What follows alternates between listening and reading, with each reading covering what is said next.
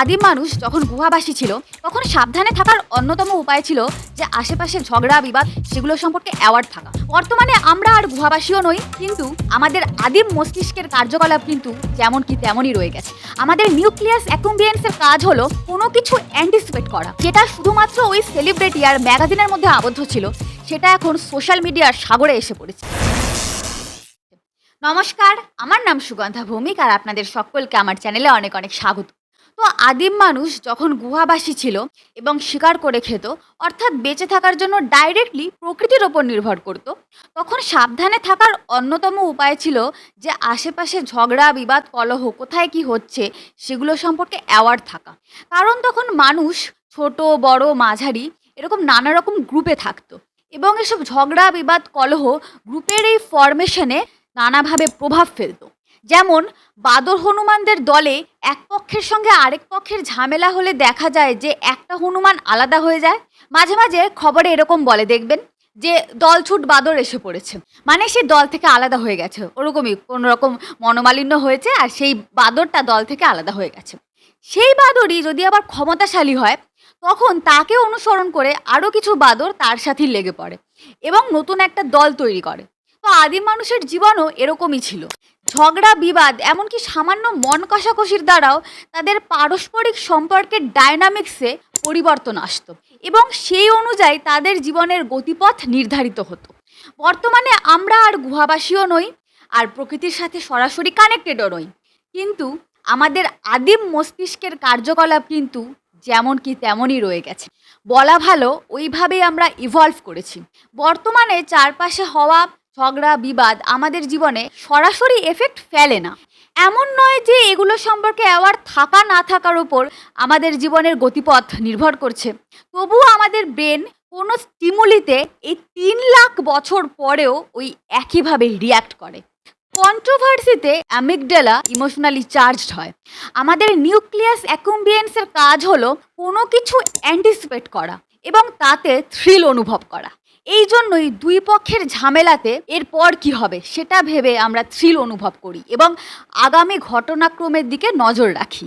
Anterior cingulate cortex আমাদের traditional belief সিস্টেমের থেকে অন্যরকম। যখন আমরা কিছু দেখি তখন এটা ট্রিগার্ড হয় এবং আমরা হুকড হয়ে যাই। আমাদের ব্রেনটা এইভাবেই তৈরি যে কোথাও কোনো কন্ট্রোভার্সির গন্ধ পেলেই হলো, সাথে সাথে আমরা ঝাঁপিয়ে পড়ি। সে রাস্তায় দুটো লোকের মধ্যে ঝগড়া হোক বা পাশের বাড়িতে স্বামী স্ত্রীতে ঝগড়া, কান পেতে শুনি না এমন কজন আছে। কিন্তু সত্যি বলতে এগুলো আমাদের জীবনে অতটাও ক্ষতি করতো না। 5-10 মিনিটের একটু ঝগড়া শোনা আর তারপর বড়জোর 2 দিন খেতে বসে সেটাকে নিয়ে একটুখানি পিএনপিসি করা, অথবা মাসিক ম্যাগাজিন পড়ে সেলিব্রিটিদের ব্যক্তিগত জীবনের রসালো খবর নিয়ে একটু গসিপ করা। গত 5-7 বছর আগেও আমরা এইটুকুতেই আটকে ছিলাম, কিন্তু বর্তমানে পরিস্থিতি অন্যরকম। যেটা শুধুমাত্র ওই সেলিব্রিটি আর ম্যাগাজিনের মধ্যে আবদ্ধ ছিল, সেটা এখন সোশ্যাল মিডিয়ার সাগরে এসে পড়েছে। আর সেলিব্রিটি থেকে শুরু করে মাঝারি সেলিব্রিটি, চেনা কন্টেন্ট ক্রিয়েটার থেকে শুরু করে চুনোপুটি ছাপড়ি অথবা সমাজ বিরোধী, চারিদিকে কন্ট্রোভার্সি। আর সেসব কন্ট্রোভার্সির খিচুড়িতে আমরা পরিণত হচ্ছি লাবড়া তরকারিতে, মানে সব রকমের আইটেমই পড়ছে, কখনো ভাড়ালি, কখনো বেগুন, কখনো বরবটি, কখনো আলু, আর আমাদের সবটাই চাই। এতে করে যেটা হচ্ছে, যারা রাঁধুনে তাদের কারি কারি উপার্জন হচ্ছে আর আমরা খাচ্ছি লাবড়া তরকারি। আমাদের সময় নষ্ট হচ্ছে।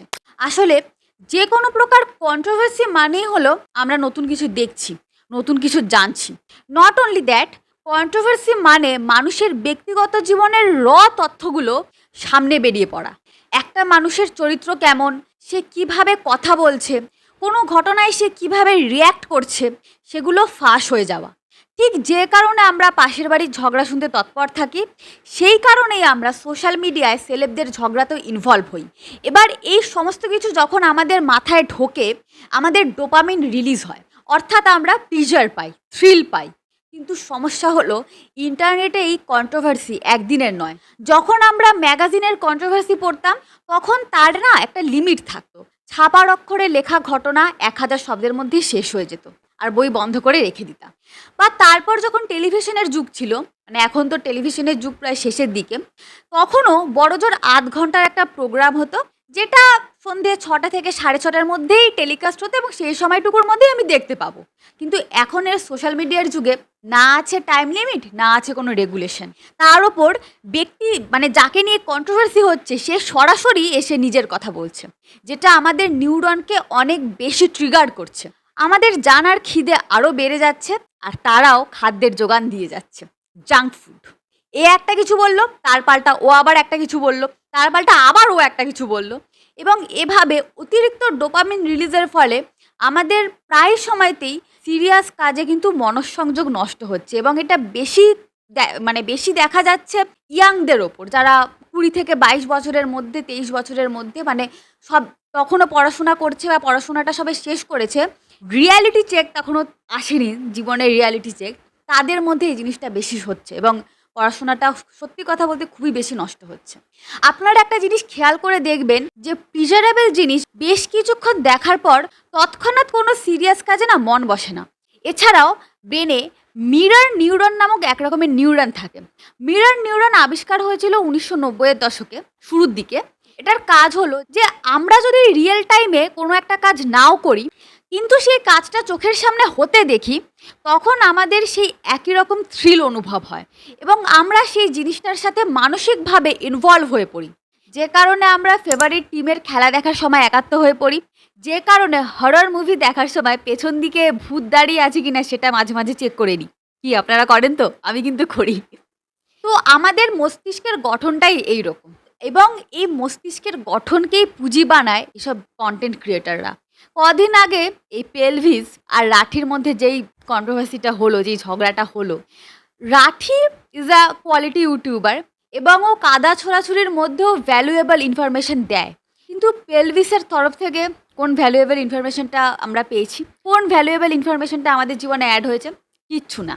এছাড়াও আমাদের বাংলা ইউটিউব কমিউনিটিতেও মাঝে মাঝেই ঝগড়া লাগে এবং আননেসেসারি লেন্দি এপিসোড বানানো হয় সেসব নিয়ে। ইনস্টাগ্রাম পোস্ট, ফেসবুক পোস্ট, এসব একের পর এক এই তরফ থেকে ওই তরফ থেকে ক্লারিফিকেশন, এ আমাকে ওটা বলেছে, ও আমাকে ওটা বলেছে, এসব আসতেই থাকে। কখনো কখনো মাঝখান দিয়ে আবার একটা তৃতীয় ব্যক্তির উদয় হয়, সে আবার এর সাপোর্টে কথা বলে বা দুজনেরই এগেনস্টে কথা বলে যে না এরও দোষ আছে, এও আমার সাথে এই কথা বলেছে, ও আমার সাথে এই কথা বলেছে, মানে বাড়তেই থাকে এবং সেসবের মধ্যে আমরা ইনভলভ হই, আমরাও সেগুলো নিয়ে পোস্ট দিতে থাকি, মিমাররা আবার সেগুলো নিয়ে মিম বানায়। তো এরকমভাবে আমরা জিনিসগুলোকে কনজিউম করতে থাকি এবং এই এপিসোড 15, 20, এমনকি 1 মাস ধরেও চলতে থাকে তো চলতেই থাকে। And after consuming all of this things, all of this clarification, all of this memes, sharing all of this nonsense memes, আর সেগুলো নিয়ে চিন্তা করা, সেগুলো নিয়ে ভাবা, বন্ধুদের মধ্যে আলাপ আলোচনা করা, বন্ধুদের মধ্যেও আলাপ আলোচনা হয় এগুলো নিয়ে, একটু ভেবে দেখবেন যে আপনাদের জীবনে কোন জিনিসটা, কোন পজিটিভ জিনিসটা অ্যাড হয়েছে। আপনি গুরুত্বপূর্ণ কোনো তথ্য পাননি, কোনো কমিক রিলিফ পাননি, মোটিভেশনাল কিছু আপনার জীবনে অ্যাড হয়নি। যেটা হয়েছে সেটা হলো আপনার সময় নষ্ট হয়েছে এবং আপনার মাথায় জাঙ্ক ঢুকেছে, আপনার মন ডিস্টার্বড হয়েছে। আর আপনার এই ইম্পালসিভনেসকেই পুঁজি করে উপার্জন করে এসব ইনফ্লুয়েন্সাররা। এই যে রিলে বিকট সমস্ত কন্টেন্ট এত রিচ পায়, কারণ মানুষই তো এসব দেখে। কিন্তু কমেন্ট সেকশনে দেখবেন সমস্ত নেগেটিভ কমেন্ট। এত যে ফলোয়ার, এক একজনের 2 লাখ 3 লাখ ফলোয়ার, বিকট সব কন্টেন্ট, মানে কমেন্ট সেকশনে সব গালাগালি দিচ্ছে, কিন্তু 2 লাখ 3 লাখ ফলোয়ার। অর্থাৎ এমন নয় যে এরা যারা ফলো করছে তারা ভালোবেসে ফলো করছে, তা নয়। ব্যাপারটা না অনেকটা ওই ঠিক পাশের বাড়ির কেচ্ছা শোনার মতন, মানে শুনতে খুব ভাল লাগছে আবার গালাগালিও দিচ্ছি। অদ্ভুত একটা ইকুয়েশন। ঘুমোতে যাওয়ার আগে আমরা কিন্তু সবাই কম বেশি ফোন দেখি এবং আপনারা নিজেরাই এটা বলবেন নিজেদের সঙ্গে এটা হয়েছে কিনা, একটুখানি ইন্ট্রোস্পেক্ট করে দেখবেন যে এইসব নেগেটিভ কন্টেন্ট যখন ঘুমাতে যাওয়ার আগে আপনারা দেখেন, তখন কি এগুলো আপনাদের ঘুমকে ডিস্টার্ব করে না? সোশ্যাল মিডিয়ায় কোনো আর্গুমেন্ট হওয়ার পর কিন্তু ঝট করে দেখবেন ঘুম আসতে চায় না, সেটাকে নিয়ে সেটাই মাথার মধ্যে চলতে থাকে। আসলে সত্যি কথা বলতে মানে 2-3 বছর আগেও আমি এরকম ছিলাম। হ্যাঁ, বয়স কম ছিল, ম্যাচুরিটি কম ছিল, আর্গুমেন্ট করেছি, মানে শুধুমুধু আর্গুমেন্ট করেছি, আর্গুমেন্টে ইনভলভ হয়ে নিজের মানসিক শান্তি নষ্ট করেছি, বেকার একদম। টু বি অনেস্ট, এগুলো থেকে মুখ ফেরানো সহজ নয়, কারণ এত আমরা যেটুকু সময় কাজ করছি, যারা সংসার করছে তাদের তো সংসারে অনেকটা সময় দিতে হয়। আমার মতন যারা অবিবাহিত, অ্যাজ কোনো সংসার নেই, তারা বাইরে গিয়ে কাজ করছে, বা যারা স্টুডেন্ট তারা লেখাপড়া করছে এবং তার বাইরে সোশ্যাল মিডিয়াতেই সময় কাটাচ্ছে।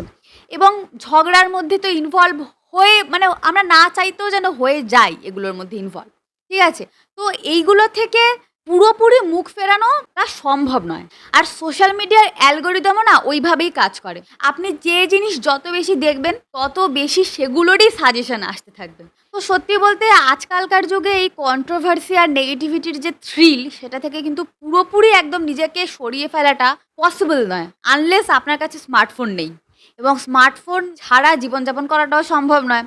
কিন্তু চেষ্টা করলে অনেকটাই, মানে বেশ অনেকটাই সরিয়ে ফেলা যায়। যেমন আজকাল আমি কি করি, যে যখনই উল্টোপাল্টা কোনো ছাপড়ি কন্টেন্ট আসে বা ইরিটেটিং, মানে কিছু একটা আসে আমাকে, যেগুলো খুব ইরিটেট করছে আর কি, একবারের বেশি দুবার যেই আসে না, তখনই আমি সেটাকে ব্লক করে দিই, সেই পেজটাকে পুরো ব্লক করে দিই।